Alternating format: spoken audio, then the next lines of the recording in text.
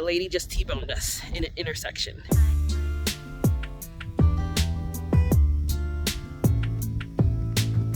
I wanted to show you what we're working with the car really quick. So I'm gonna go outside the play area. I'm hoping that you can hear me. I don't have my mic on just because it's early and I didn't have to get my mic in and all that kind of stuff. So hold on. Okay, so this is what we are working with. If you notice, that tire is not the same as this tire. So we ended up getting a flat in this back tire. It was like this huge metal spike. I don't know where we picked it up from, but it took the whole tire out. So Elijah went ahead and he ordered a new tire online. It's supposed to be coming today. He's testing out getting it shipped here. So I went out earlier and I wrote our address on the wall in chalk so that at least there won't be any confusion when they come and deliver it. So I'm hoping that they're able to deliver it. If not, maybe they'll, I don't know, put it at a pickup location. But luckily Elijah got water before it went flat, so we'll be good on water. This has been flat for maybe about a week. And so we haven't used this car since we were waiting on the new tire. We did put the spare on there, but we're not going to drive it with the spare because of the roads. And we don't want to give any type of extra stress on it, considering how small it is compared to the rest. So this car has just been parked and we've just been using the other car for when we need it. But what the plan is, Elijah went ahead and took the other tire off. And so what his plan is that he's going to be, once the tire gets here, I'll bring it in. I don't know if they'll drop it outside the gate or inside the gate. I don't know. We'll see how that goes. But he's going to end up taking the tire and then the actual tire that's on the rim to work with him. And then he'll go ahead and get those swapped out like on his lunch break or early in the morning, whenever he plans on doing that. And just having them swap it and bring the tire back and then put it on there. The other tires are good, so we didn't have to luckily buy all 4 tires.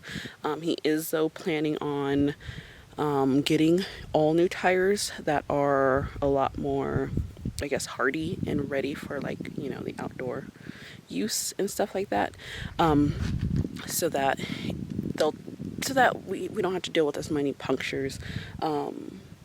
Luckily, since living out here, we've only had 1 puncture in the tire, so that's pretty good. But yeah, so basically me and the kids are stranded. But it's not like we need to go anywhere, so usually Elijah picks up the groceries. I order them online, and so yeah. I also want to show you some things that we were working on as well. Okay, so we've also been doing some lawn care on this side. So if you guys notice, all the way over there, that's the tree that we trimmed last time. And then back over there is the other tree that we trimmed the second time. And so these are 2 more mesquites that we have that are on this side of the property. And so Elijah went ahead and cut the grass around these areas. We still have to go in and get like this bushy grass, but we went ahead and trimmed up this tree because it needed it. And it looks a lot better with it trimmed. This set of trees, this one kind of grows like Big Bertha does, where it's just low to the ground. I already started trimming at it to see if it will be pretty, but Elijah just wants to take the whole thing out. So we'll come back out here later and we'll have to cut those out. But I'll insert some footage of us trimming up the trees.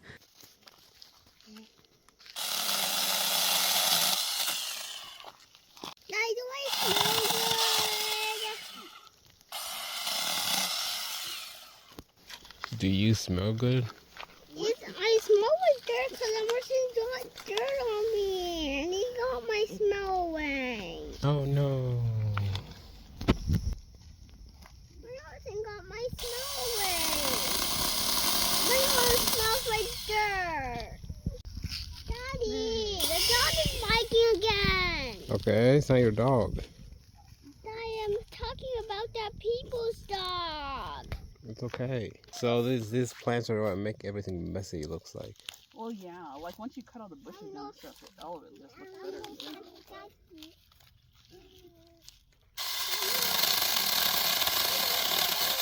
For some reason, I didn't think these trees were this big. Huh? I didn't think these were this big. Because the bushes made them seem like they were a lot smaller.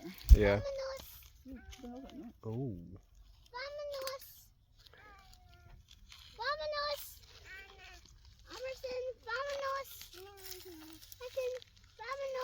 What are you doing? I'm saying, vamos. Why you gotta do that? I think vamos.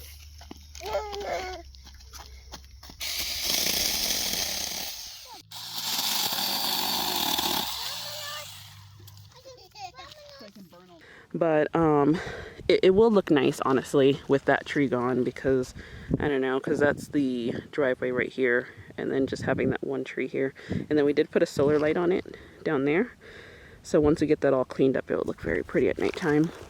And then this is everything that I trimmed off of that one tree. It actually turned out to be a lot, and so this I'm just going to dry out, and then we'll burn it once we get our fire pit and everything set up. Or I was thinking of eventually we're going to get a grill with a smoker, using it to have like a mesquite smoked barbecue and see how that goes. But we had to wait for it to dry out first. From the other trees, we have a pile back there from these trees that we cut, and then another pile up here. So we'll have to see if those are nice and dried out with the rain that we were getting. But yeah, the tree is pretty. Man, that's just some things that we have been working on. Also, before I forget, we are preparing for the shed, and so we kind of dug out like a little trench just so we can kind of see the size of the shed, what it'll be like. So once the shed gets built, we're going to be moving our water tank. We're going to be moving our water tote here, and then I'm going to build a little platform, and then I'm going to have the water pump. I'm going to have the water pump up above the IBC tote, along with our water heater and the propane. So all of that's going to be there in that area, and then I'll enclose it in like some type of little, like a cabinet box type structure. And then once that happens, then we're going to be moving our solar panels, because right now they're just hanging out on the backside of Terry. We're going to be permanently over on this side. We'll have to make sure that we're a good distance away from the shed so that the shadow won't hit the panels. But we're going to end up building our mini solar right here, so that can power our water pump and everything like that. So that's kind of, I guess, some projects that are going to be coming up for us. Our biggest thing is that we have our infrastructure set up somewhat. We have our water, we have our power, we have, infrastructure set up, but it's not set up in its permanent spots. So over the next few months, that's going to be our goal, in between that and then starting the actual house foundation.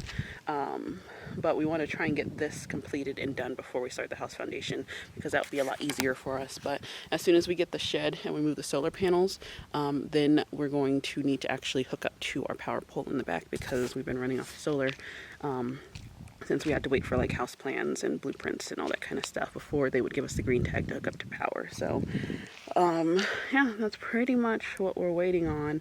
So a lot of different stuff that has to happen, but it's all, I guess, progress, and it's slowly happening. But as long as right now we're comfortable, which is good. We are comfortable. We have water, we can shower, we can eat, we have power to run, everything that we need to run. So that's all we're good for right now. So we're in a comfort state, but now we want to be in a comfort state and have everything where it needs to go. And all that starts with us getting the shed. Originally, the shed was supposed to go on the other side of the property. If you guys have been here with us, we did a shed foundation on that side. It's still there. Probably in the future we might either tear it up for the big house, or we might put a second shed there.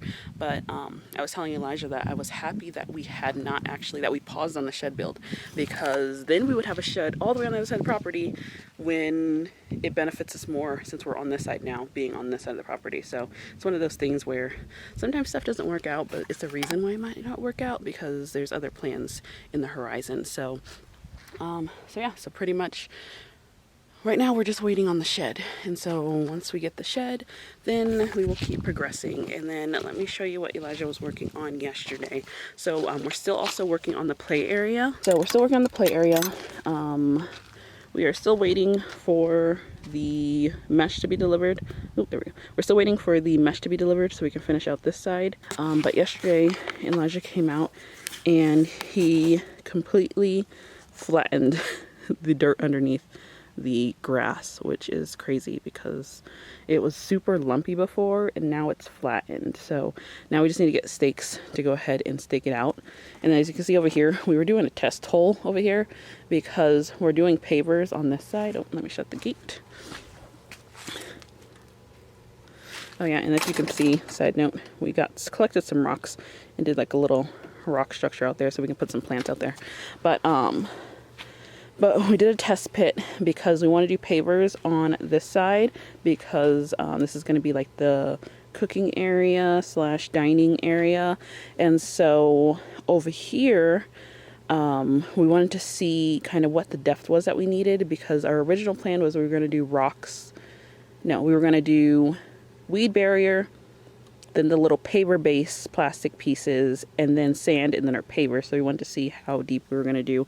But we don't have really any drainage issues with our soil, so we're kind of possibly determining if we should just lay the pavers just down as they are. We'll dig down a little bit more because we're not really worried about weeds. A lot of this stuff doesn't really grow back. It's just during rainy season, and those won't be too hard to get rid of.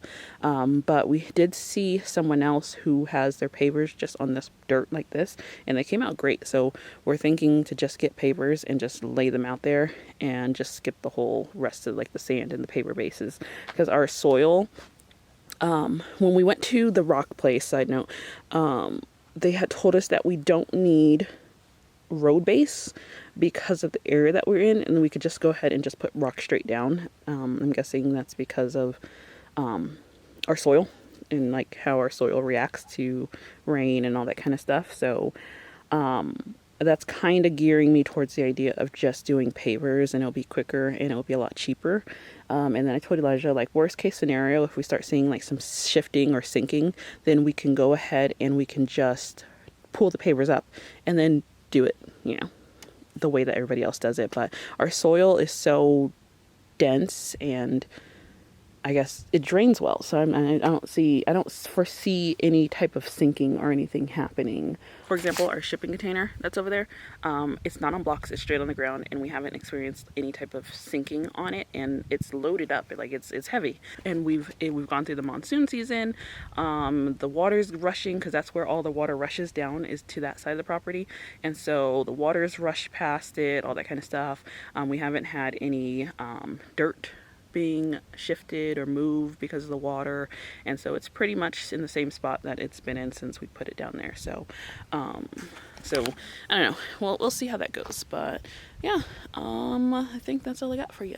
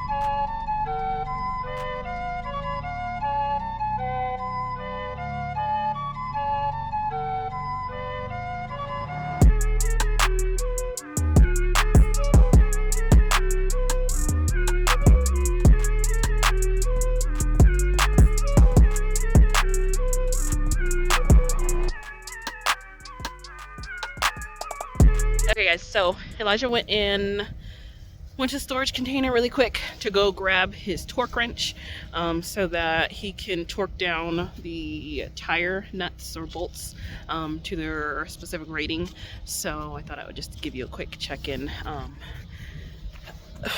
But rather than just hand tightening them,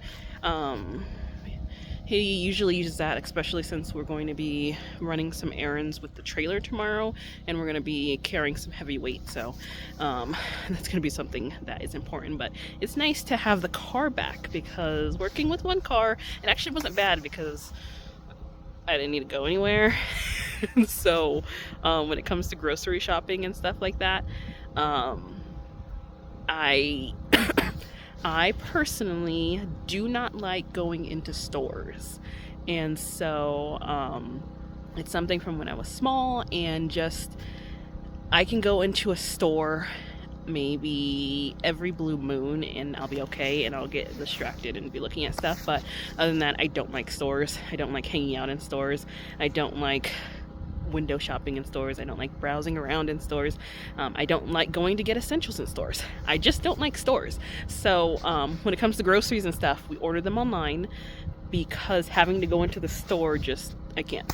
So I will if I have to. We will occasionally, but I just order the groceries online, and then Elijah just grabs them for us. So it's not really a huge burden that we only had one car, but it only sucked because the one car that we did have is a little one right here. And that one wasn't hauling water, it wasn't hauling wood.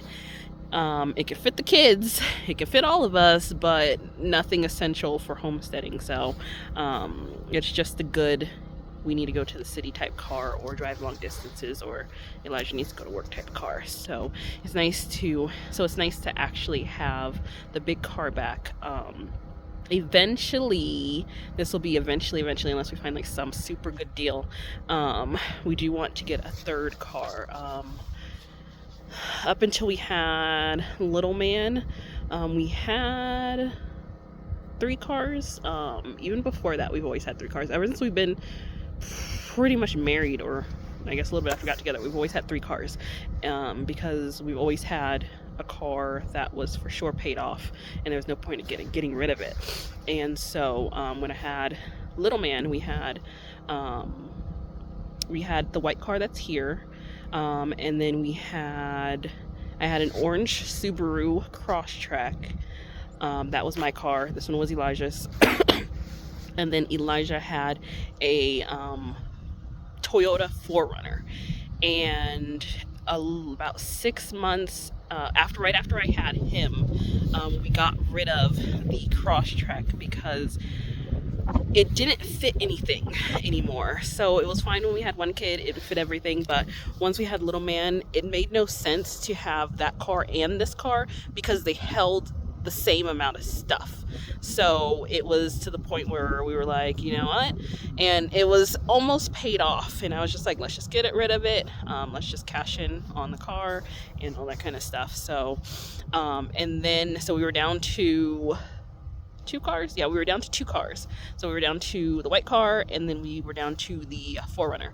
And Elijah, he loved his 4Runner. It was lifted, it had jumbo huge off-road tires on it. The AC only worked on one setting, and we live in Arizona, but it was on the high setting, which was great. And you know, it was old, it was 2004, but it ran great, it was great, it was a beautiful car, and it did everything that we needed to do. It held the whole family and more. So we were like, you know what, eventually, you know, we'll move to an 8-seater car, but we don't see that in the foreseeable future right now. So one of the things, we were running with those 2 cars. You know, I would take the white car to work, he would show the kids around in the 4Runner, and the kids loved it because it was high up. He had like the exhaust amplified on it, and the kids loved it, he loved it. Oh, it's starting to get windy. I really hope you can hear me because it's windy. I'm gonna turn this way so that you can hopefully hear me from over here. And so about 6 months after I gave birth to Little Man, I was at work one night, and Elijah had called me, and he's like, a lady just T-boned us in an intersection. And literally, like, I was in the middle of like a gigantic project. I had a mess everywhere. It's so funny because I would always tell my employees, do not make a giant mess, because if for some reason you need to immediately leave, someone else is gonna have to clean it up. And of course I didn't follow around on ice, so I had like a huge giant mess everywhere, so I had to throw everything, you know, into a corner, and rushed over there. And oh my gosh, that was the longest drive of my life, because prior to that, we haven't had like any like car accidents or any type of anything scary close to like that. And the fact that Elijah was in the car, our 6-month was in the car, and then I think Gurley was 2 at the time, maybe 2.5, maybe 3. I don't remember how old she was.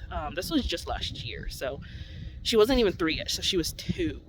And so that was the longest drive ever. And of course he was like off like 40 minutes away, because you know he was taking the kids out to get out the house and go for, you know, rides and drives. And where we used to live, there was this place that you go, it's like a bunch of nice houses, and then once you get past the houses, then it's like desert land. And you know, it had like a tubing place over there and a whole bunch of other stuff, and it was just, you know, it was a nice scenic drive where the road goes up and down and dips and everything, and the kids loved it because she thought it was a roller coaster. So but yeah, I was literally like, I was like sick to my stomach, and I got there as fast as I could without breaking any laws, and just pulling up to the scene. Like the 4Runner was literally inside the middle of the intersection, and air flags were deployed, and just, it was just a chaotic scene. And then like the lady T-boned him right between the driver's side door and the back door, and the back door is where little man was sitting in his car seat. So luckily his car seat kept him safe, because he was only 6 months, so he was a little tiny little thing. And so but luckily everyone was okay and all that kind of stuff. So unfortunately it did bend the frame, and so they did total it, so they had to give us a payout for the car. So eventually Elijah wants to get another one, but for now we ended up getting the Ford, which is an 8-seater, which is what we eventually wanted. So that ended up making it nice. But one thing is that what pissed me off, and the lady that hit him tried to blame Elijah and say that he ran the stop sign, knowing dang well, luckily we have dash cams in all our cars, and so she tried to blame him and say that it was his fault and he ran the stop sign. And also there was it was a 4-way stop, and there was another car on the side that she blew through, and so they saw the whole thing and told the cops, she was like looking down on her phone or something, didn't even stop, going full speed. And when Elijah hit the intersection, we watched the footage back, and oh my gosh, the footage was crazy. Like it seemed like it spun the car, like the car spun. And so, but luckily the people who witnessed it stopped, and they helped take care of the kids and get the kids out of the car and get Elijah out of the car. But the lady who hit them didn't even have the nerve to come over and check on the kids whatsoever. Nope, no care in the world on if they were okay, any of that. So the EMS and all that checked them out and all that, so they were cleared. But that was just a scary moment. But that is why we have this car now. So eventually we'll have to get a 3rd car, and we'll, you know, turn that into, we want to get a like what is that, an excursion, I think it is, because he can haul with it. So that's the goal for that one. While I was over here yapping, Elijah already torqued down the tire. So, but yeah, so I guess this might be the end of this video. I don't know what is all in it, but I hope that you guys enjoyed it, and we will see you in the next video. Bye.